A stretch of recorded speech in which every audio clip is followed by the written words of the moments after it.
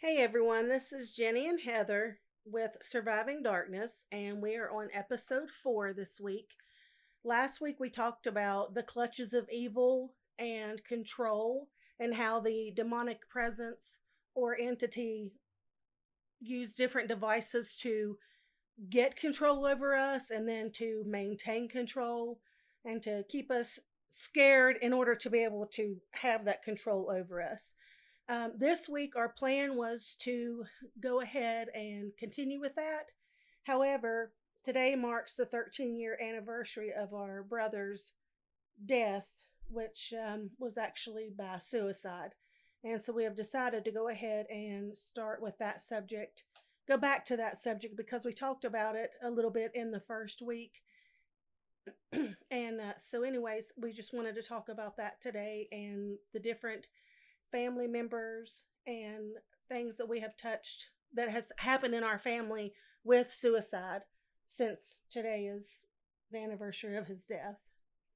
It's hard to believe it's been 13 years Mm-hmm. since we got that call.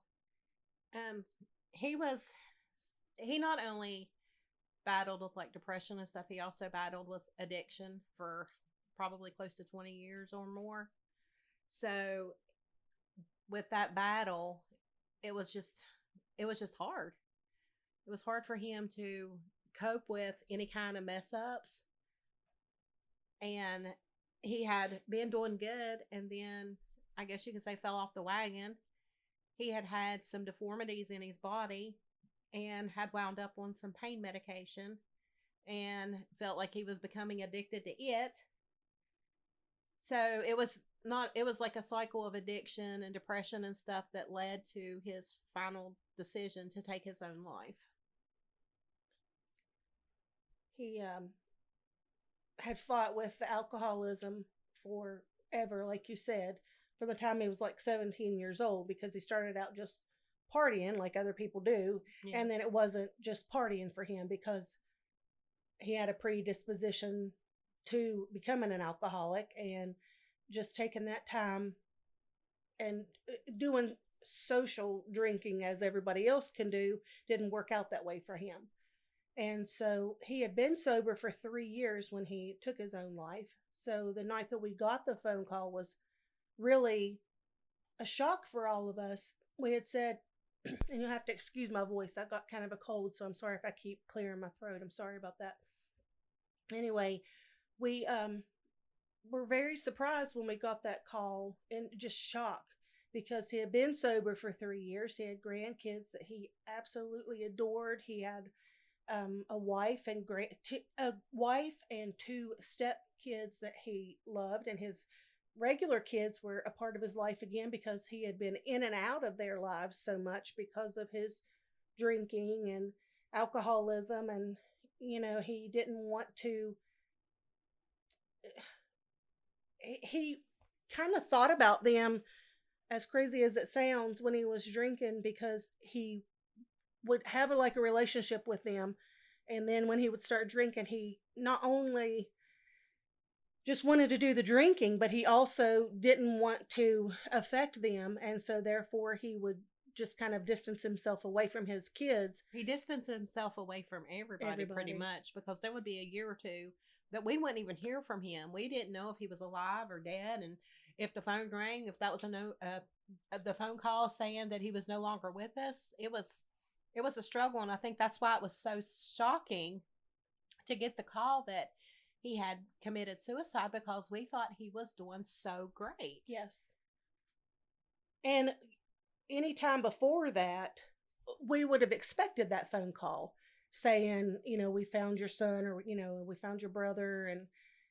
And so we had just expected that at any point. The 10 years prior to that, when we had no idea where he was for years at a time, and we just knew that he was drinking and was just in a different crowd than where we were. And so anyway, we got the call that night. It was just out of nowhere, right, and took us all by surprise.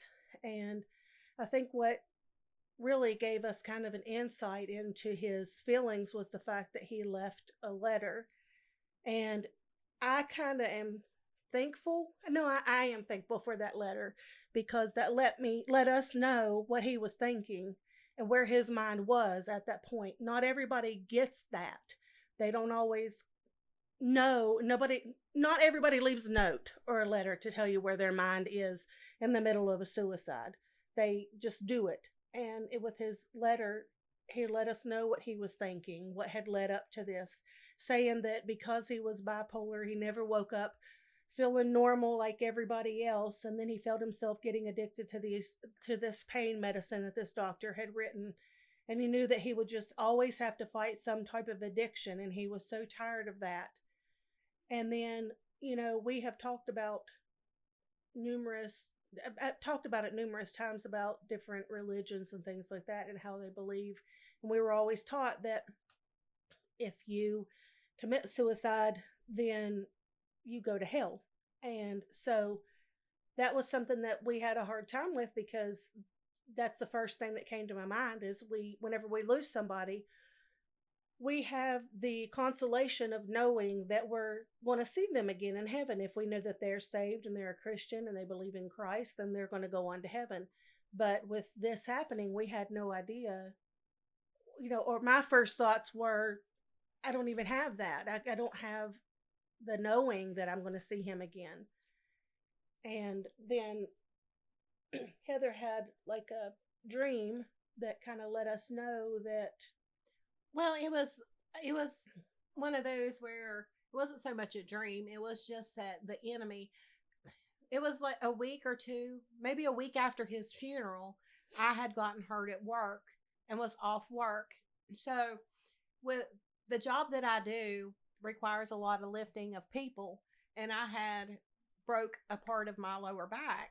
So I was not sure at that point if I was going to be able to work anymore, if I wasn't going to be able to work. So I had that on me, as well as his suicide the week before. And the enemy was just coming hard at me, like in my head. He was like, he committed suicide, so he's gone to hell. So here I am, just so distraught because of all of that going on in my head. And finally, we had these double doors to our family room. I just shut the double doors. I turned up my worship music very loud, and I just started worshiping God and just praying. And in that time, I just felt God telling me, if you get to heaven and he's not there, you're not going to know it, because there's no tears or pain in heaven. And if you get to heaven and he's there, you're not going to remember the circumstances in which he died. Then there again, there's no pain or tears or sorrow in heaven. So it just is what it is. It's one of those things you're never going to have an answer to. And the enemy is just beating you up in your head, and you've just got to stop. You just got to realize it is what it is. Either way you go, you're never really going to know. If I get there and he's there, wonderful. But I'm not going to remember how he got there or any of the circumstances. If I get there and he's not there, I'm not going to know that he's not there, because that would be something that would break my heart. Mm-hmm. So it was basically just God speaking. It is what it is. And I hold on to that all the time. And have to remind myself all the time, I can't change nothing. So it is what it is. And as long as I let the devil keep coming at my head with various things, he's going to keep doing it. So it was sending me like almost crazy. I felt like it was driving me crazy.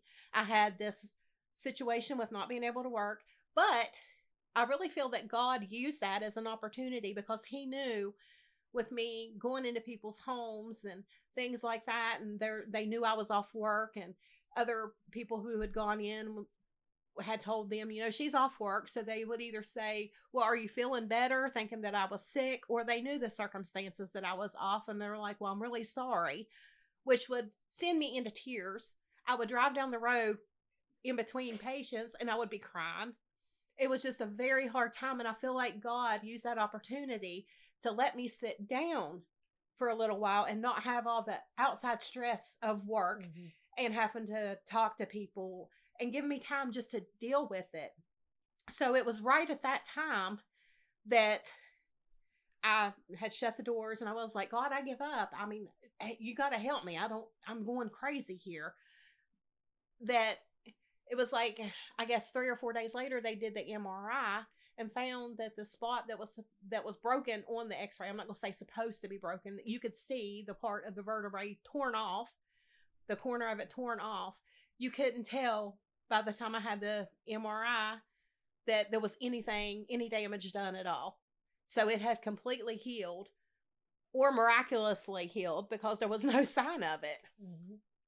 So that's when the devil comes in and causes something, I want God to get the glory. I want people to hear what God did in that circumstance. He killed himself. The devil tried to use it to destroy us mentally, emotionally, and God came in and he turned it around. He turned the situation around. He gave us a reprieve, a time to just try to deal with things.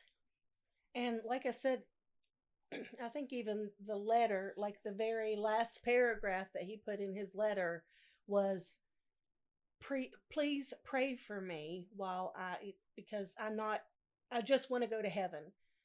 Please pray that God forgives me for what I'm going to do. Well, he said in the very first line of it, God, please forgive me for what I'm about to do. And then at the end, it was, please pray that God forgives me because I don't want to go to hell. Yeah. So I can't in my mind think that he's anywhere else, that God knew the struggles, him being bipolar, him not being medicated for that, him having the issues with the addiction, the depression, everything else. And the last thoughts on his mind were God and going to heaven. And so we serve a merciful God.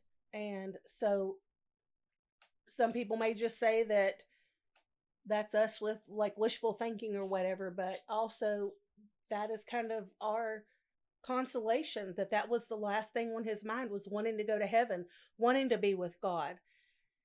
And so I am thankful that that he left that note and left that little bit of information for us, so we knew what was on his mind there at the very end. And it's sad, the fact that he said that he no longer wants to hurt his family. What people don't understand when they're in that frame of mind, they're hurting us worse by doing that. Mm-hmm. And then he had that feeling of, there's nothing else I could possibly do. He was trying to get his disability. He was trying to take care of the family with no income coming in on his part. He felt like he had nothing. And then it was like a week later that they get the phone call that he was approved for his disability. Mm-hmm. If he would have just held on for one more week, mm-hmm. there was that silver lining there. Yeah. And that's what we don't realize, that when we're at that point where we think, I've got to end it all right now. If you hold on just a little bit longer, there's something out there waiting for you. I really believe that when you're at that point and you're at that, like I sent that verse to you, at that crushing, it's because there's a blessing coming. Mm-hmm. And if we just hold on, then it'll be all right. It's really not as bad as what we think it is at that moment. But I understand. I mean, I think we've all been at that point. Yes. of, I'm just done. I just want to be done. And, some people say they took the coward's way out, things like that. I don't agree with that, because in my mind, when you actually do something and know that could be the end, like that you have every intention of not waking up, then that is scary. To me, that is like one of the most scary things that there ever is, well, when I had the whole kidney issue and I had a reaction to the steroids and had a major reaction, and I remember everything closing in, just going black, and all I could tell Heather and my husband and Mom when everything was over, they kept saying, well, why don't you just go to sleep? Because they had given me some medication to counteract that. And when I was finally able to tell them, I said, you all just didn't understand. Yes, the medication that they had given me had made me sleepy, and I probably did just need to go to sleep. However, all I could see was a tiny, like, pencil eraser of light. And I was holding on to that little bit of light because I was scared to death that if I went to sleep with the medications, with the reaction, I was going to lose that little bit of light and never wake up. And that was terrifying. And to do something to yourself and just know, well, there's a good chance I'm not going to wake up from this. And the way that he took his own life by shooting himself, that's, and he was a hunter. I'm not going to go into a lot of detail, but he was a hunter, and where he placed the gun, he knew what it was going to do. Right. And so he knew what type of gun it was. He knew where that he located it whenever he put it on himself, that there probably was no coming back from this. And so to me, I don't even know what the word is that I'm looking for. You have to just be mentally done, exhausted, think that you have absolutely just tried everything that you can to get by, and there's nothing else you can do. Well, we are formed and pre-programmed with that will to live. So you have to really, really be in a dark place to overcome that will to live that's already put in you from the time you're born. We're born with that. So it's just a natural instinct to want to live. And we have talked about whenever we were going through everything with the demonic presence, that especially me, one whole summer I was just completely depressed, wouldn't even hardly come out of my room. And we both have talked about the thoughts that we didn't want to hurt ourselves. However, if something happened, we would have been okay with that. If we would have been in a car wreck, or, if something would have happened and, we were threatened with death all of the time. And it got to the point where I was just like, whatever, just do whatever, But when the rubber hit the road and I'm going down that dirt road and this thing is driving the vehicle, that will to live still kicked in, because Yes. I was terrified that I was going to die at that point. But before I was at that point, whatever happens, Yes. I don't care. But when it came down to it, I did care. Mm-hmm. I did want to live. That part did kick back in and say, I want to live. So with the suicide, that part's just not kicking in there. Yeah. That I want to live. It's so squashed down by all the heaviness and all the burdens and all the darkness that the enemy puts on you. You can't see that little light, that will to live. You just said what I was thinking was the darkness just comes in. Yes. And it is overwhelming, overtakes everything. And that's how we came up with the name, because we survived that. We've seen darkness, not just like in the demonic realm, but we've seen the darkness of the suicide, the trying to commit suicide, the depression, the just laying in the room and not wanting to even see daylight. Yes. And we have had several family members who have thought about suicide or attempted suicide. More than one family member has actually, I don't like to say succeeded, but has actually completely committed suicide and lost their lives. We had talked about our grandfather. That happened with him. And then we had another family member that did the same thing. Actually, we've had two. We had a cousin, and then we had a brother-in-law that did that. And then we've had several cousins who have attempted. And it's just hard to know where they are. You know what I mean? Like in their mind. And you don't always know what people are going through. I can be here with Heather every day, or she can be here with her sons every day.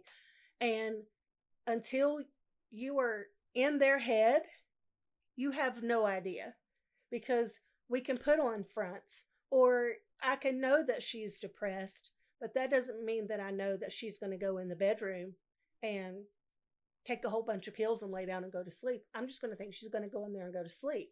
You know? I mean, so you just don't know what people are facing. And whenever you have mental illness that goes along with it too, like bipolar that runs in our family, depression that runs in our family, that makes you have more of the background and the state of mind to do that. So whenever our brother had called mom and dad, what was it, about 2 hours before he took his own life, they could tell like he was different, but neither one of them had any inkling like something like that was going to happen. Right. And Dad was planning on going to see him the next day because he knew something was wrong and had told him, I'm going to come see you tomorrow. Yeah. And that's exactly. And there was no stopping him. He and his wife had a disagreement, and she had gone to her dad's, and then she called him and told him she was coming back home, and he wanted her to stay at her dad's for a little bit longer, but she felt, we need to talk, we need to work this out.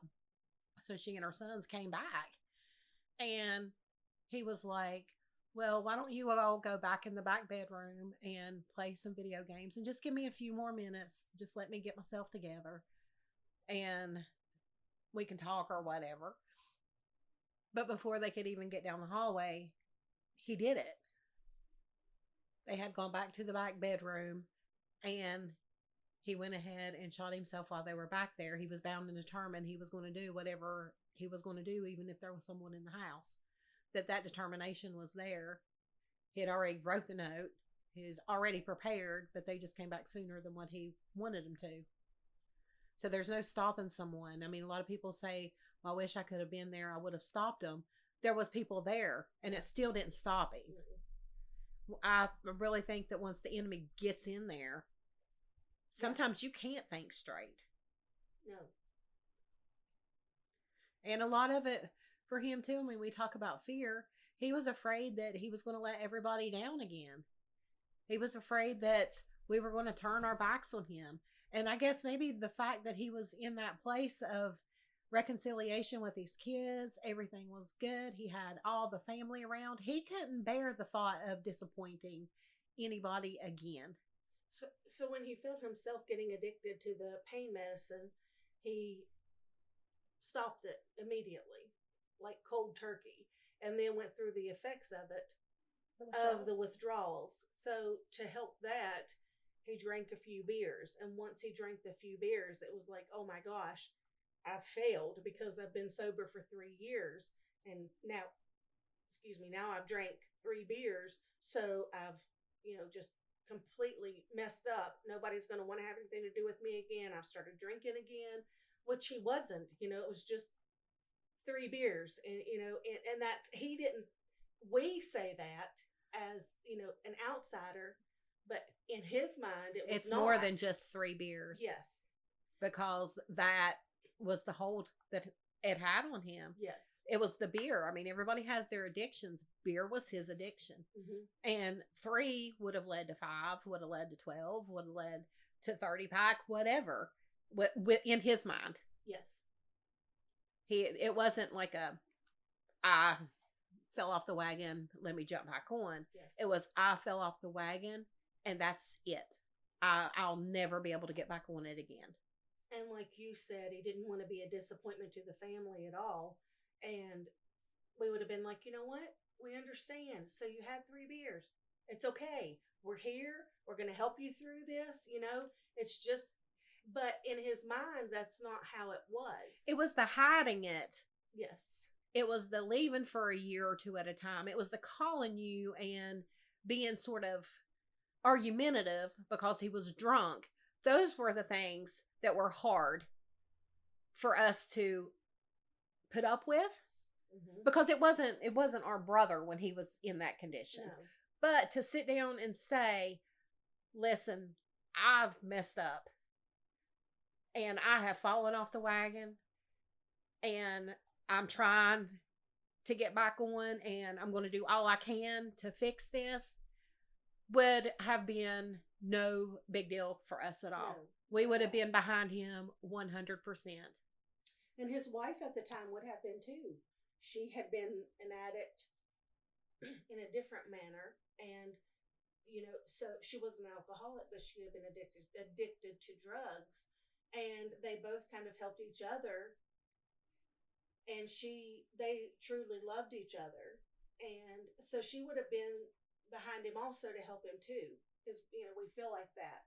So it's just, I guess what we're saying is the way that just the devil works and how he gets into people's minds, and the way that he manipulates people, and the way that they think. And then with mental illness, even just people get depressed, and when the devil knows that you're depressed about something, whether it be finances, health, something like that, he just continues, and we know all about this right now, he just continues to throw things at you, and just hit after hit after hit after hit, until he feels like he has you down to the point that you're like, I just can't get back up. There's nothing that I can do now. I'm at my very bottom. There's nothing else that I can do. We have learned over the years, though, when we are at that point of feeling like we're breaking, we say, okay, we're not going to deal with this today. We're going to wait until tomorrow to deal with this one. Mm-hmm. I'm at my point today where I feel like one more thing is going to send me over the edge. So just don't talk to me about that thing. Don't tell me anything about it. And basically, I'm just going to ignore that issue for today, because mentally I know I can't deal with it today. And it's there. I know it's there, but I'm going to deal with it tomorrow when I feel like I'm a little bit stronger to deal with it. And sometimes even just sleeping on things, you get a different perspective when God lets your mind rest. Satan doesn't want your mind to rest. He doesn't want to give you that time for you to kind of recuperate in your mind. He doesn't want to do that. He wants to keep throwing things at you to where you won't rest. And God is like, come here, rest in me. We will start again tomorrow fresh, and we will figure this out. Well, he's already got it figured out. He's does. Way down there. He knows what the end result's going to be. He's already figured it out. It's us that think that we need to control everything and fix it today, when he's already taken care of it. It's just trying to get us to not worry about it. And that worrying and stuff is what weighs us down, sends us into that dark place. So, I mean, the enemy knows what he's doing, and he just keeps piling and piling. And like I was telling you and a few other people, I was like, so there's things coming right now that I can't even say they're in left field or coming out of left field. They're coming clear out of the ball field. Yeah. I mean, I really didn't see them coming because they weren't even in the playing field. Yes. And I mean, that saying, it came out of left field, I get that, but this is like stuff that's coming like off the stands or something. Yes. I don't even know where it's coming from, but being thrown into the playing field. So, and it is overwhelming. And since we have started talking about just doing the podcast, and then started actually planning, recording and doing the podcast, things have hit us hard. Yes. Left and right, just repeatedly. The Tuesday before we planned on releasing the first one on Friday. Yes. So even before we even started it, so we know that what we're doing is going to reach people. It's going to touch people. It's going to have people realize, that I'm not alone. And that's why the enemy is trying to stop us in every single turn. And it's confirmation for me that this is what God wanted us to do. And while we're talking about that, I'd like to say, I guess on behalf of both of us, thank you all for listening and actually getting back to us and saying, hey, when is your next podcast coming on? Or how did you make it through this stuff? And just being very interactive with us and letting us know that, I don't want to say you enjoy it, but that you get something out of it. And this is what we're doing it for. And we appreciate your feedback on that. We say that every week, but we really do appreciate the feedback that you've given us on that, because sometimes we don't know how we made it through other than God. I had a friend ask me that. She said, today, she said, how in the world did you and Heather make it through? And I said, God. That was the only word that I could come up with. And, so that right there just makes it, like you said, confirmation for us to know that this is exactly what we're supposed to be doing, because it lets us know about that we're delivering, Right. like delivering what we're supposed to be. Which, we are survivors of darkness. Yes.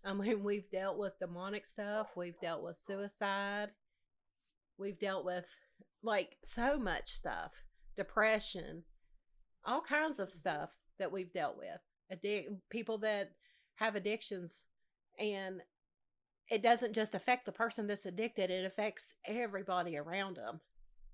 And a lot of the people that we have had in our family that have either tried to commit suicide or have committed suicide have dealt with addictions in the past too. Not all of them, but a few, quite a few that have had that issue have also dealt with addictions. Yes. Whether it was their own addiction or dealt with an addiction of a family member. Mm-hmm. And the stress that puts on the family. And a couple of the family members that have had the suicidal ideations or tendencies have attempted it more than once. Right. And so there is some sort of mental illness there.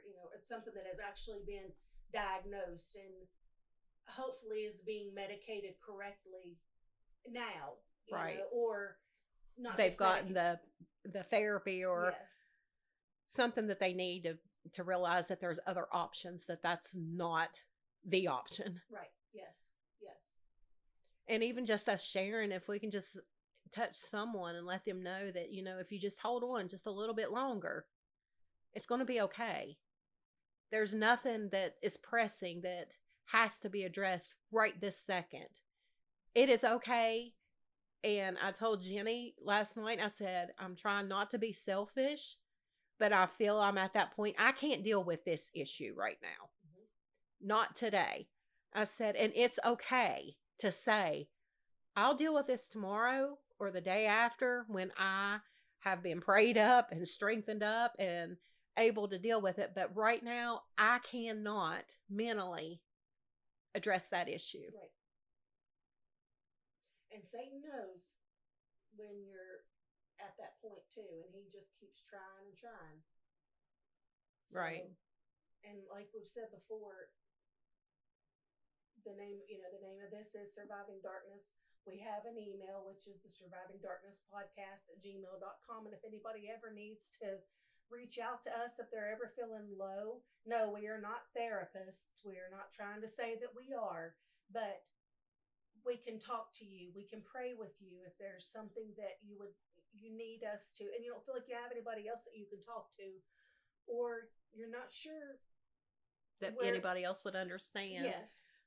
And not judge. That's the hard thing, is reaching out and speaking out and getting over that fear of judgment. Yes. Because some people will be like, oh, I don't know how you all got through with that. And other people will be like, I know good and well you didn't go through all that. Mm-hmm.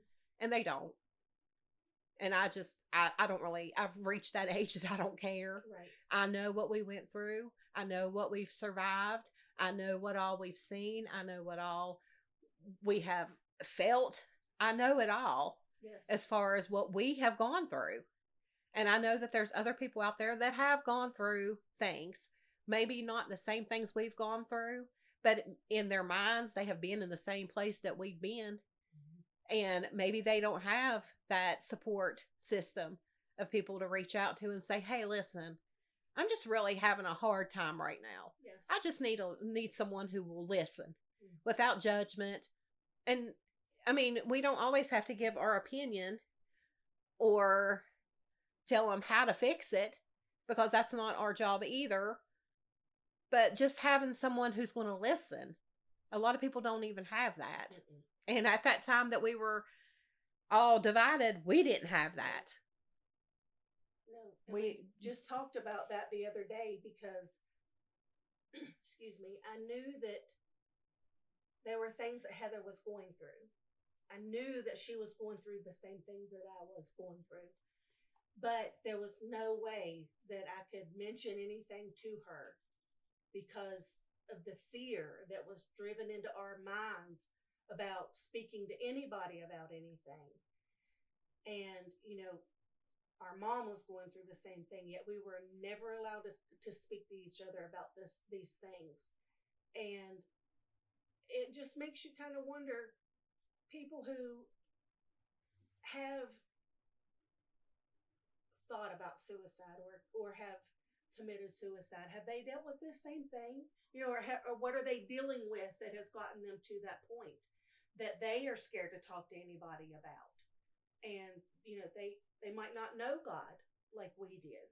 And so, it just makes you wonder where their minds are, and if maybe they would have had somebody to speak to or to talk to, could that have been something that would have changed their outcome? And it's such a heartless generation right now. Yeah. I mean, it's not so much someone thinking, I want to kill myself. It's other people saying, go kill yourself. I don't understand that. When someone is dead, they're dead. They don't come back from that. And that is so hard for me to comprehend, how someone can say, I'm at the point that I just want to die. And they say, well, go kill yourself. I don't understand it. I can't comprehend that. There's no compassion for others. So if we're the only compassionate ears out there, I'm fine with that too. Mm-hmm. Because we do care. Yes. We're not just saying, hey, we're here to listen, just to say we're here to listen. We are here to listen because we do care. We do care, or we wouldn't waste the time doing a podcast to reach out to people. Yes. And I know that today was our brother's 13th anniversary of his suicide, but I kind of feel like maybe this was supposed to be the topic today too at the same time. Like, I don't know how to explain that. I just feel like, yes, that's why we went in this direction, was because of the date and everything. But I don't know if there's a reason for that, because this was not our plan as of yesterday. As of last night. No, our plan was to continue with what we had gone through what we were talking about last week, and we were going to continue that. And then the date, I saw the date and we talked about it, and it was like, yes, that's what we'll talk about today.